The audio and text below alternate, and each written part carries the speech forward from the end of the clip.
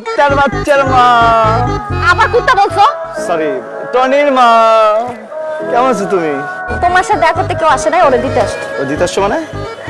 ফোনে বলছি না বান্ধবী বিয়ে খাইতে যেতে, ওরে তুমি রাখবা।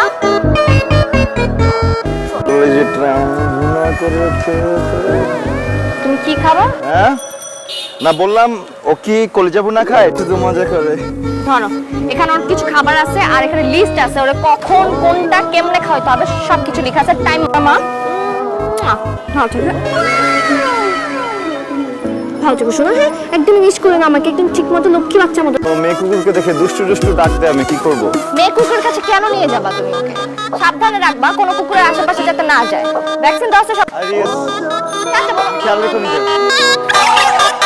কামড়েছিস না তুই আমারে? দিক তাকায় আমার দিকে চেয়েছিস কি? আমাদের তাকা। কলিজা তো সরি, টনি তো আমার হাতে।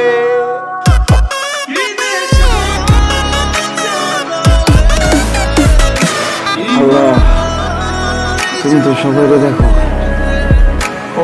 দেখতে পাবো এখানে জায়গায় গেলে কুত্তার পটি, সব দিকে গেলে ইস্যু করে। আবার দামিরে এখন এর জন্য তোকে আমার ব্লক মারতে হয়েছে। আমি তোর কাছে কখনো জুতাও দিতে পারবো না।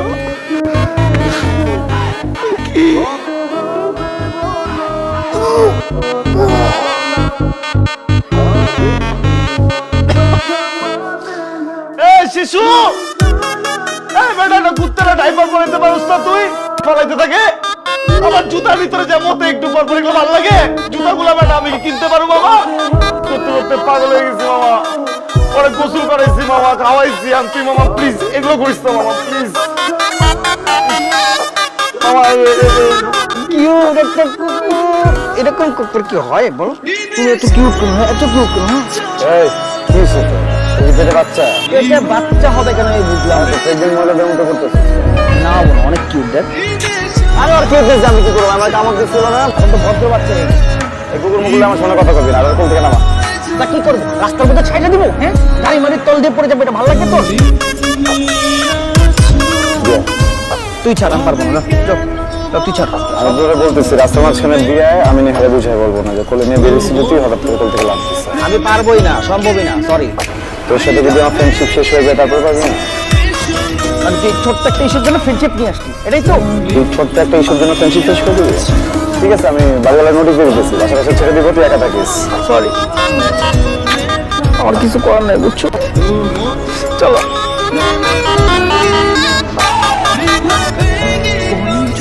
সত্যি সত্যি কিছু হয়ে যায় তাহলে নেহা আমার সাথে ব্রেকআপ করে দিবে।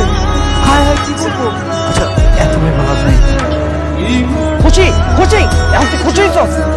একটা জিনিস ভালো লাগছিল, তোর ভালো লাগতেছে না ওইটা। এই এই গাড়ি চুপ। টনি কই? আরে তুমি কথাটা শোন, তুমি আমার কথাটা। কিভাবে পালা তোমরা এটা? হ্যাঁ তুমি জানো টনি আমার জন্য কি ছিল? আমার বাচ্চা ছিল। ওর মা ম্যাক্সি আমাকে ছোটবেলা বাচ্চা ছিল, আমি মরতে মরতে বেঁচে গেছিলাম ওর মার জন্য। ওই পর থেকে আমার বাচ্চা, আমার ফ্যামিলি, আমার বাবা, আমার সব কিছু ছিল টনি। আমাকে কেমনে পারলে? একটা বোবা প্রাণী কথা পর্যন্ত বলতে পারে না। তোমরা কি ভাবছো তোমরা বল?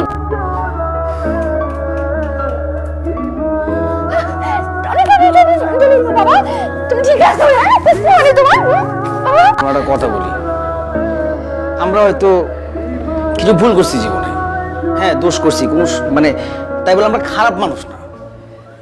কি? জি দেখো, নিজের চোখেই দেখো।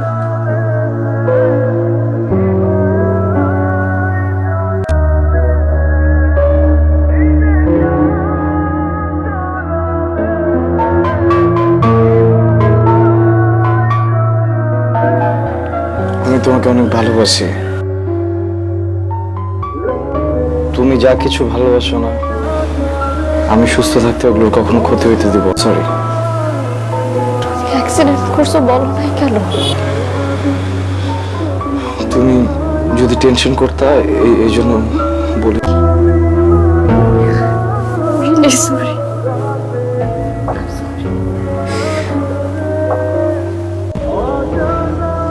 সবসময় বাসবা।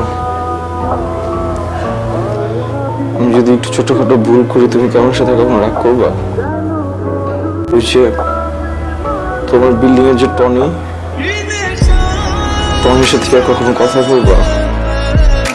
বলি আমার পাটা না ঠিক হয়ে গেছে, আজকে প্লাস্টার করার কথা ছিল, কিন্তু খালি পা দেখে তো তুমি কি রাগ করছো? আদর করে দেয়। ভালো লাগে আমার সবই তার ওই কারণ আমার হসপিটাল নিয়ে চল, আমাকে চুম্বন লাগবে। কেমন লাগতেছে।